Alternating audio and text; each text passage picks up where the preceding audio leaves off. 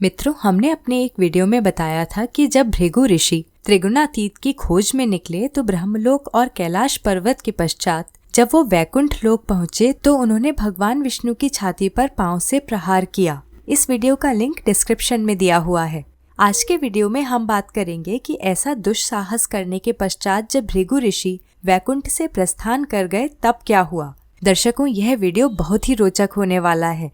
यहाँ आपको ज्ञात होगा कि किस प्रकार भगवान श्री हरि विष्णु अपने वचनों को किसी भी स्थिति में पूर्ण करते हैं। आपसे आग्रह है कि कृपया इस वीडियो को पूरा देखिए। तो सबसे पहले बात करते हैं सतयुग की।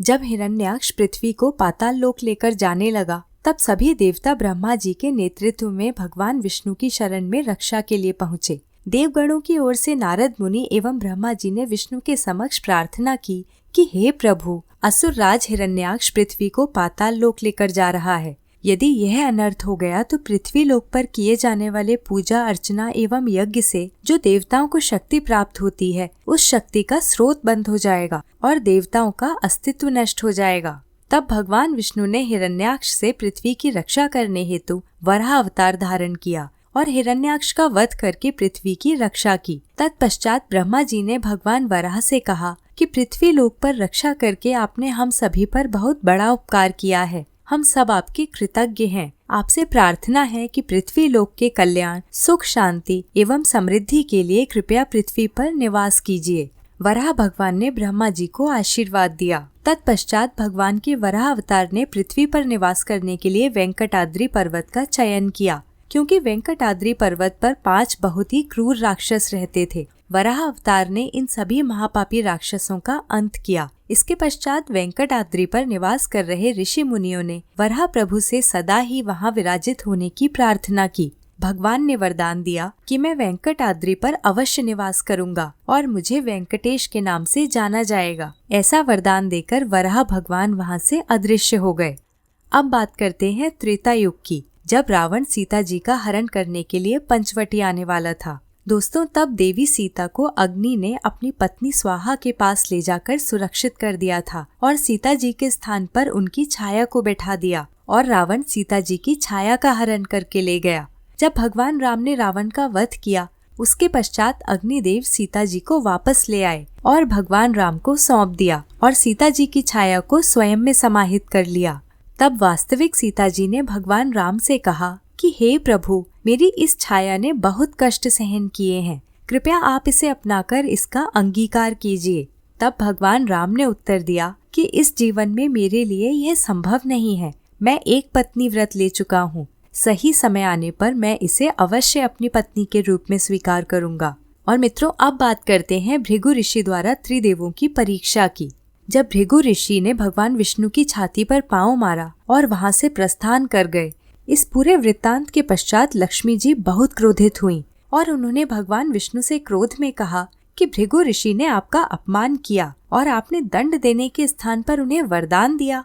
तब भगवान विष्णु ने कहा कि मेरे वक्ष स्थल पर पांव मारकर उन्होंने मुझ पर कृपा की है। वे बहुत ही ज्ञानी एवं श्रेष्ठ हैं और मुझे बहुत प्रिय हैं। उन्हें दंड देने का तो मैं विचार भी नहीं कर सकता। तब लक्ष्मी जी ने कहा कि महर्षि भृगु ने आपके हृदय पर पांव मारा है, जो मेरा निवास स्थान है। इस प्रकार उन्होंने मेरा अपमान किया है। मैं इस अपमान के पश्चात वैकुंठ में अब एक क्षण भी नहीं रह सकती।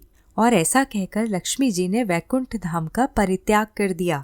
भगवान विष्णु ने उन्हें रोकने का बहुत प्रयास किया, परंतु क्रोधित लक्ष्मी ने उनकी एक भी बात नहीं सुनी और वे पृथ्वी लोक में कोल्हापुर में जाकर तपस्या करने लगी। भगवान विष्णु भी लक्ष्मी जी की खोज में वैकुंठ को त्याग कर पृथ्वी पर पहुंच गए और वहां तिरुमाला पर निवास करने लगे।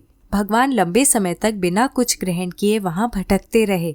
तब ब्रह्मा जी एवं शिव जी ने निश्चय किया कि वे दोनों पृथ्वी लोक में गाय एवं बछड़े का वेश धारण करके उस नगर के राजा चौल के पास जाएंगे, जिससे राजा उन्हें शरण दे दे। और हुआ भी ऐसा ही। जब वे दोनों राजा के यहाँ निवास करने लगे तब राजा ने सेवक को आदेश दिया कि उन दोनों को प्रतिदिन जंगल में चराने के लिए ले जाया जाए। परंतु वो गाय प्रतिदिन उस गुफा में जाकर सारा दूध दे देती थी जहाँ भगवान विष्णु विराजमान थे, अर्थात गाय के रूप में ब्रह्मा जी भगवान को दूध अर्पित कर रहे थे। जब कई दिनों तक ऐसा होता रहा तब सेवक ने राजा चौल को जाकर बताया। राजा को सेवक पर विश्वास नहीं हुआ तो उन्होंने स्वयं जाकर देखा और इस घटना को देख राजा अचंभित एवं क्रोधित हो गए और क्रोध में जिस गुफा में भगवान विष्णु विराजमान थे वहां प्रहार कर दिया। तब राजा ने देखा कि वे तो साक्षात भगवान विष्णु हैं, तो उन्होंने क्षमा याचना की। गाय के रूप में ब्रह्मा जी ने साक्षात दर्शन देकर राजा को राक्षस बनने का श्राप दे दिया। राजा बहुत दुखी होकर क्षमा की विनती करने लगे। तब ब्रह्मा जी ने कहा कि भगवान पर प्रहार करके तुमने राक्षसी कार्य किया है, इसलिए इस जन्म में तो तुम्हें राक्षस योनि में परिवर्तित होना ही पड़ेगा, परंतु अगले जन्म में तुम आकाश राज नामक राजा होगे और भगवान विष्णु के रूप श्रीनिवास से अपनी पुत्री पद्मावती, जो माँ लक्ष्मी का रूप होगी, का विवाह करके उद्धार के पात्र बनोगे। इस घटना के पश्चात विष्णु जी तिरुमाला के वेंकटांचल पर भटकते हुए एक आश्रम में जा पहुँचे, जहाँ एक बकुला नामक महिला निवास करती थी। मित्रों, बकुला देवी माँ यशोदा का पुनर्जन्म थी। भगवान हरि श्रीनिवास के रूप में वेंकटांचल पर स्थित बकुला देवी के आश्रम में निवास करने लगे। दूसरी ओर भगवान के वचन के अनुसार अपने अगले जन्म में कोल्हापुर में राजा चौल आकाश राज नाम के राजा बने। राजा ने संतान प्राप्ति के लिए यज्ञ किया। इस यज्ञ से अग्निदेव प्रकट हुए और उन्होंने आकाश राज से ऋतु का पहला हल चलाने के लिए कहा। राजा ने ऐसा ही किया और हल चलाते समय यकायक ही पृथ्वी में बहुत तेज कंपन हुआ और धरती से कमल के पुष्प पर विश्राम करती हुई एक कन्या प्रकट हुई। क्योंकि कन्या कमल के पुष्प पर लेटी हुई थी, इसलिए उसका नाम पद्मावती रखा गया। यह कन्या बड़े होकर एक सुंदर किशोरी बनी। एक दिन राज्य में एक हाथी का पीछा करते करते श्रीनिवास एक उपवन में पहुंच गए, जहां उनकी भेंट पद्मावती से हुई। पद्मावती को देखकर श्रीनिवास ने उनसे विवाह करने की ठान ली। उन्होंने माँ बकुला को जाकर यह बताया। तब बकुला देवी ने समझाया कि यह संभव नहीं है, वो एक राजा की पुत्री है। उस समय श्रीनिवास जी ने बकुला देवी को बताया कि वो अपने पूर्व जन्म में यशोदा थी और श्रीनिवास कृष्ण थे। यह जानकर वो बहुत अचंभित हुई। श्रीनिवास ने यह भी बताया कि यशोदा माँ श्री कृष्ण का विवाह लक्ष्मी का रूप रुक्मिणी के साथ देखने के लिए बहुत इच्छुक थी, परंतु उनकी यह इच्छा पूर्ण नहीं हो सकी। तब कृष्ण ने माँ यशोदा को वचन दिया था कि वो अगले जन्म में कृष्ण का विवाह लक्ष्मी के साथ अवश्य देखेंगी और अब वो समय आ गया है। तब बकुला देवी ने कहा कि वो इस संदर्भ में आकाश राज के पास अवश्य जाएंगी। तब बकुला देवी एक तेजस्विनी ज्योतिषी बनकर राजा आकाश राज के महल में पहुंची। वहां पद्मावती की कुंडली देखकर उन्होंने कहा, जिस युवक से कुछ दिन पूर्व तुम्हारी उपवन में भेंट हुई थी, उसी युवक के साथ तुम्हारा विवाह होगा। यह सुनकर राजा आश्चर्यचकित हो गए। तेजस्विनी के रूप में बकुला देवी ने कहा कि हे राजन, आपकी कन्या साक्षात लक्ष्मी का ही रूप है और वो युवक श्री हरि विष्णु के समान है। कुछ दिन पश्चात उस युवक की माँ इस विवाह का प्रस्ताव लेकर आपके पास आएगी। और कुछ दिनों के पश्चात बकुला देवी इस प्रस्ताव को लेकर राजा के यहाँ पहुँची। राजा ने इसे विधि का विधान मानकर प्रस्ताव को स्वीकार कर लिया और लग्न पत्रिका सेवक के हाथ बकुला देवी के यहाँ भिजवा दी। मित्रों, उस समय की प्रथा के अनुसार वर पक्ष को विवाह के समय वधु पक्ष को धनराशि देनी होती थी। लग्न पत्रिका पढ़कर बकुला देवी बहुत चिंतित हो गईं। उन्होंने श्रीनिवास से कहा कि इतना धन कहाँ से आएगा। चूंकि लक्ष्मी जी विष्णु जी के पास नहीं थी, तो उनके पास धन का अभाव होना तो स्वाभाविक था। तब भगवान श्रीनिवास ने धन के देवता कुबेर से ऋण लिया और कहा कि वे कलयुग के अंत तक ब्याज समेत यह ऋण चुका देंगे। उनके इस वचन पर कुबेर ने भगवान को ऋण दिया और श्रीनिवास एवं पद्मावती का विवाह संपन्न हुआ। इसके पश्चात वे दोनों वेंकटांचल पर्वत पर निवास करने लगे। जब नारद मुनि ने श्री हरि के विवाह की बात जाकर लक्ष्मी जी को बताई, तब लक्ष्मी जी ने एक दिव्य लीला की और क्रोध करते हुए भगवान श्रीनिवास के पास वेंकटांचल पर पहुंची। तब महालक्ष्मी जी के ही दो स्वरूप श्री लक्ष्मी एवं पद्मावती के मध्य वाक युद्ध की लीला आरंभ हुई। यह वाक युद्ध देखकर भगवान श्रीनिवास एक शिला में परिवर्तित हो गए।